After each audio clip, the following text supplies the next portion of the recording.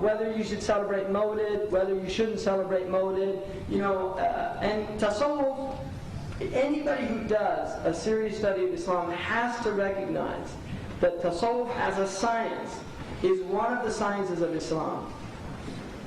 If you get into tariqah and following sheikhs and these type of things, I think you're going to get into differences of opinions amongst people, and you get into a lot of ikhtilaf. But there should be no ikhtilaf over the question of tasawwuf that is based on the Quran and the Sunnah. And this is the tasawwuf of Imam al-Junayd, who said, our science, tasawwuf, is completely embedded in the book and the Sunnah, so anything you see that is not in accordance with the book and the Sunnah, that we don't accept it.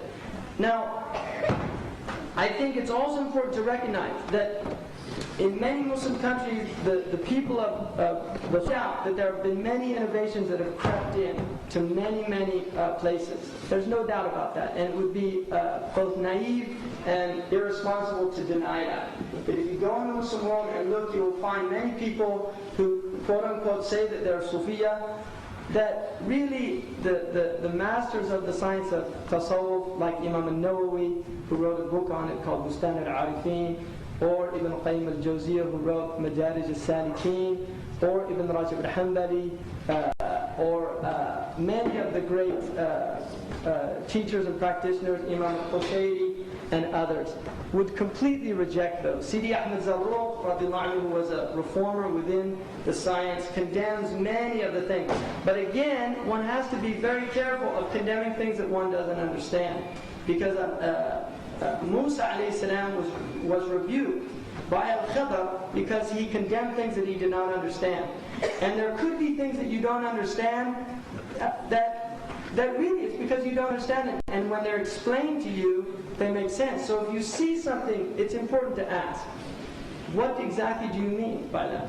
And there are many statements within the books of Tasawwuf that the outward of them is very strange.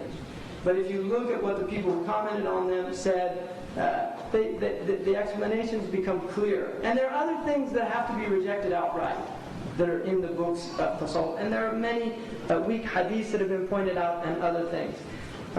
So that's an issue. But again, المجمع عليه لا ينكر إلا المجمع عليه. Do not condemn except what is agreed upon to condemn. And then another problem, اختلاف, is al-harakiyun versus the la harakiyun.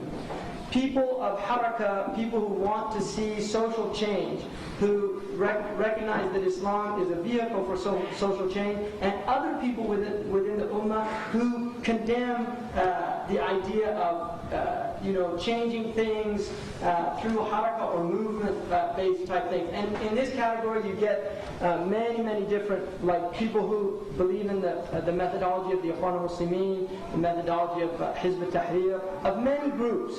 And I think what happens is there's no doubt that the impulse from which these groups arise is an impulse that is rooted in the desire to change the social conditions.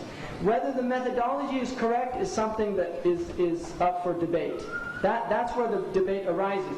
But the source and the desire for change is there rooted in the Muslims. Muslims want change. We are not content with the social conditions. And there have been different methodologies. Jama'at al-Islamiyya in Pakistan, Tabligh al-Jama'ah in India and other places.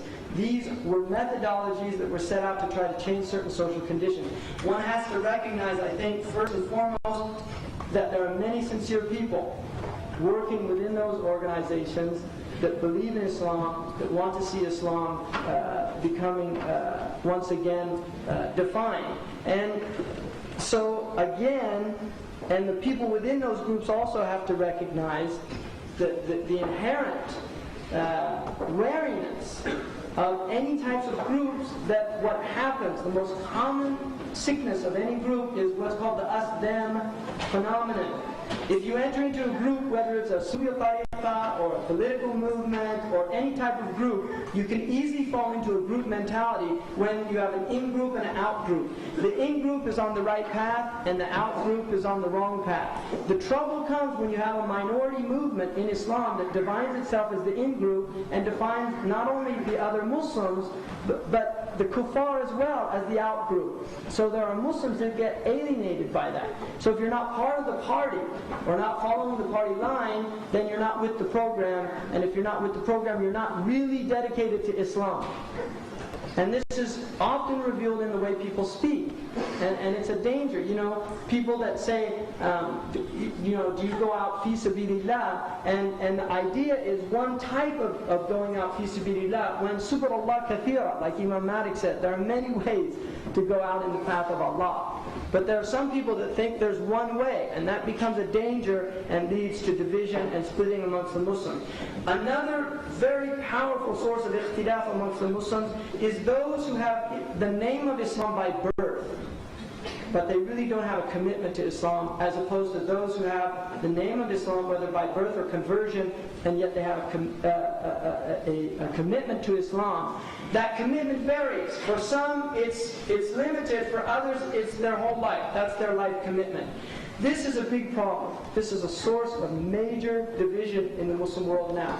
People who are secularized, who no longer see, or they think that the rules of Islam are no longer valid, and things like this. And you fall into often really either in kufr or right on the edge of kufr in situations like that. And I don't see a resolution for that type of problem.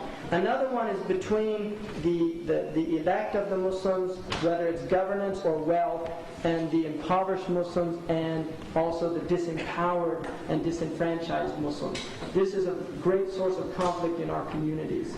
So there are in the Muslim world, and again, that can only be solved by the reinstitution of zakat, as a practice in which the poor people get their rights from the wealthy people, and by the humility of the wealthy people towards the poor people, and by the lack of envy and resentment within the poor people towards the rich people. So these are deep spiritual crises that need to be looked at. Another source of conflict is between the Arab and the Ajam. The Arabs, as a people, have their own internecine warfare going on. In other words, the Arabs as a people have divisions and splits, and there's a lot of nationalism.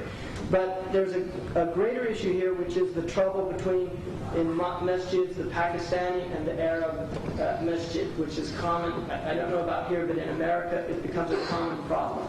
So the Pakistanis who are often, we do it this way back home, and the Arabs who know we do it this way back home, and then the convert is left just scratching his head. He's neither Brahmini or Landi or nothing, right? He's just a convert to Islam. And he doesn't understand the sociological background to these things, right? So this is a big conflict, and we have a unique opportunity as immigrants and converts in the West at bridging gaps that are incredibly important. In other words, we need to really practice and not simply give lip service to the fact that Islam does unite people in a brotherhood. Believers are brothers, and we're a big family.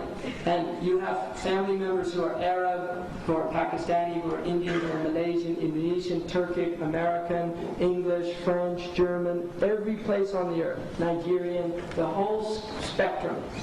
And Allah made us a family, and we have to respect that. And we have to respect those kinship bonds of Iman. And I'll tell you an amazing, I mean you probably know this, but I think it's an amazing secret. The moment that your parents die, if they died in disbelief, you are not allowed to pray for them in Sharia. And the reason for that is because at the moment of death, the bonds of blood are meaningless. And the only